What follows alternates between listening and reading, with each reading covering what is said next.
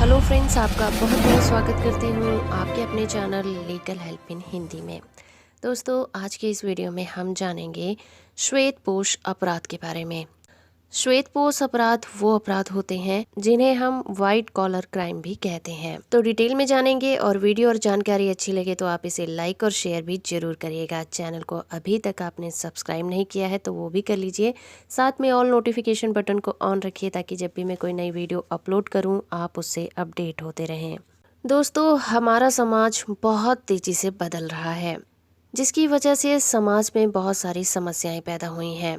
बदलाव न केवल अच्छाइयाँ लेकर आता है, साथ में बहुत सारी बुराइयां भी लेकर आता है। इस गतिशीलता के साथ साथ अपराध की परिभाषा और उसका स्वरूप भी बदल गया है। आज अपराध गरीबी और मानसिक विकृति के कारण ही नहीं किए जाते, बल्कि आज धनी और उच्च वर्ग के व्यक्तियों द्वारा भी समाज के विरोधी काम किए जाते हैं। आज बहुत ज़्यादा प्रतिष्ठित लोग भी कालाबाजारी, तस्करी, मिलावट, रिश्वत आदि करके बहुत सारा धन इकट्ठा कर रहे हैं और समाज में सेठ आदि के नाम से पुकारे जाते हैं। अगर इन अपराधियों के लिए दंड की उचित व्यवस्था नहीं है, फिर भी ये राष्ट्र और समाज के खिलाफ जघन्य अपराध है। ऐसे अपराधों को ही व्हाइट कॉलर क्राइम कहा जाता है। पी गोस्वामी जी कहते हैं कि उच्च प्रतिष्ठा प्राप्त व्यक्तियों द्वारा अपनी प्रतिष्ठा की आड़ में किया गया कानून का उल्लंघन ही व्हाइट कॉलर क्राइम है। तो ये तो कि हमने श्वेतपोश अपराध की डेफिनेशन की बात। चलिए इसकी कुछ विशेषताओं की बात भी करते हैं। नंबर 1, ऐसे अपराध समाज में उच्च प्रतिष्ठा प्राप्त व्यक्तियों द्वारा किए जाते हैं।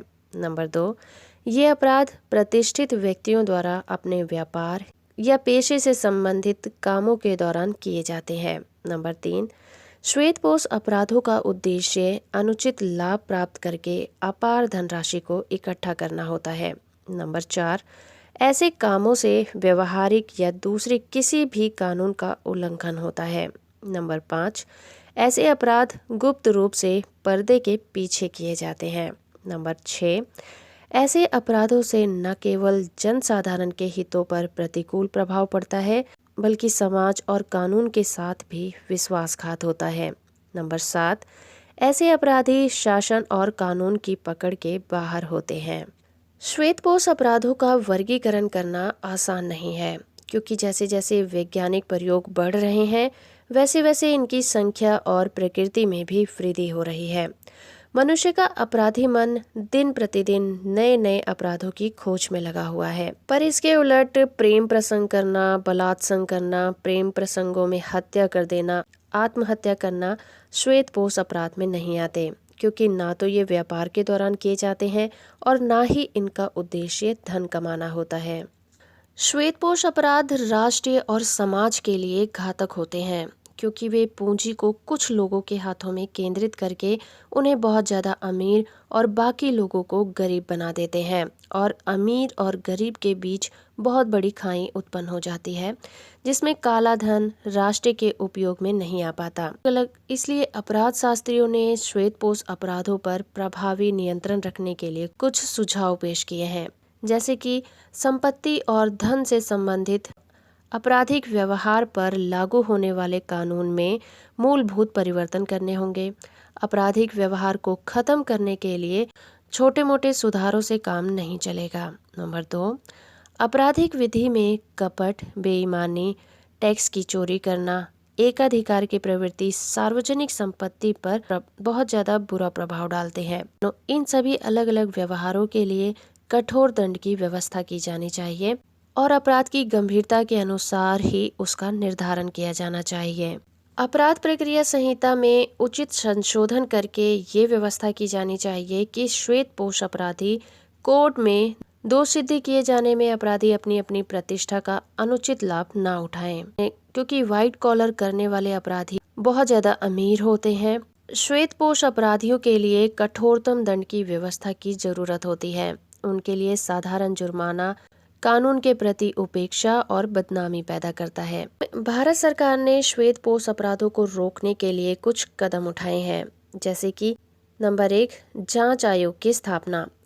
भारत सरकार ने समय समय पर अलग अलग प्रतिष्ठित उद्योग संस्थाओं में कार्यकलापों की जांच के लिए आयोग नियुक्त किए हुए हैं। फॉर एग्जाम्पल, डालमिया जैन प्रतिष्ठानों की जांच के लिए विपिन बोस जांच आयोग बिठाया गया, जिसमें ये पाया गया कि इस तीसरे नंबर के प्रतिष्ठान ने कई प्रकार की धोखाधड़ी की है।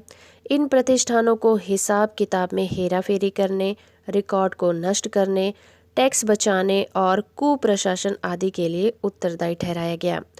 इसी तरह मुद्रा प्रतिष्ठान की जांच हेतु छांगला कमीशन नियुक्त किया गया था, जिसने मुद्रा प्रतिष्ठान को 1958 से 1960 के बीच हुए 124 अभियोजन नोट तैयार किए, जिनमें से 113 मामलों में प्रतिष्ठानों को दंडित भी किया गया। नंबर 2, विभिन्न नियंत्रण अधिनियमों का पारित किया जाना। केंद्र सरकार का उद्देश्य देश के प्राकृतिक साधनों और आर्थिक स्रोतों का बंटवारा और प्रबंध इस तरह से करना है कि समाज के सभी वर्गों को समान रूप से राहत मिल सके। इस दृष्टिकोण से केंद्रीय सरकार द्वारा आवश्यक खाद्य अधिनियम 1951, आयात निर्यात अधिनियम 1947, विदेशी विनिमय अधिनियम 1947, कंपनी अधिनियम 1956 और औद्योगिक विकास और नियंत्रण अधिनियम 1951 बनाए गए। बड़े पैमाने पर छापे लगाने का प्रबंध करना। सरकार ने काले धन को रोकने और संबंधित अपराधियों को पकड़ने के लिए बड़े पैमानों पर छापा मारने का प्रबंध भी किया हुआ है। मुख्य रूप से ये छापे देश के विभिन्न भागों में सूखे मेवे के थोक व्यापारियों, अन्य व्यापारियों, जौहरियों, इमारती सामान के ठेकेदारों और फिल्म स्टारों के घरों पर मारे हैं। काले धन पर रोक लगाना। सरकार ने 1968 में राजनीतिक दलों को चंदा दिए जाने पर रोक लगाई थी, ताकि काले धन का प्रयोग चुनावों में ना हो सके, किंतु अब यह रोक हटा दी गई है। आशा है कि सरकार काले धन पर पुनः रोक लगाएगी ताकि सरकार को भयंकर हानि ना हो।